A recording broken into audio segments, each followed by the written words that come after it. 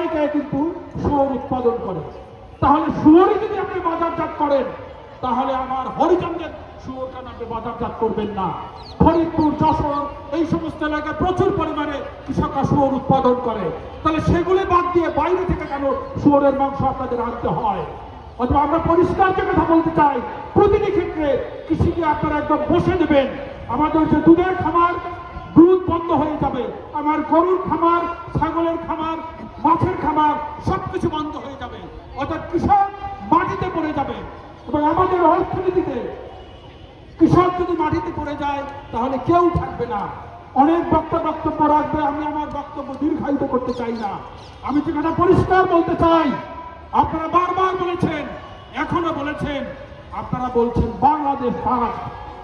আমার কৃষক যদি ফার্স্ট না হয়, তাহলে বাংলাদেশ ফার্স্ট থাকে কিনা এই প্রশ্নের জবাব দিতে হবে আপনাদের। কথা বলবেন না, চুপ করে থাকবেন, আর একজন মন্ত্রীকে দিয়ে প্রধানমন্ত্রী প্রক্সি দেবেন, এটা চলবে না। আপনারা যদি বর্তমান সরকার, আপনারা যদি কথা না বলেন এই বাণিজ্য চুক্তি সম্পর্কে, আমরা খুব পরিষ্কার যে কথা বলতে চাই, আমরা আপনাদের দিকে আঙুল তুলব। সময় বেশি যাবে না কিন্তু বন্ধুরা। আপনারা ভাবছেন চুপ করে থাকবেন, চুপ করে থেকে হবে না বন্ধুরা। আমরা বলছি, আপনারা যতদিন কথা না বলবেন, আমরা ততদিন কথা বলবো। রাজনৈতিক দলগুলো ততদিন কথা বলবে। রাজনৈতিক দল এর আগে স্পিকারের কাছে স্মারকলিপি দিয়েছে, তারপরেও তাদের কর্মসূচি আছে।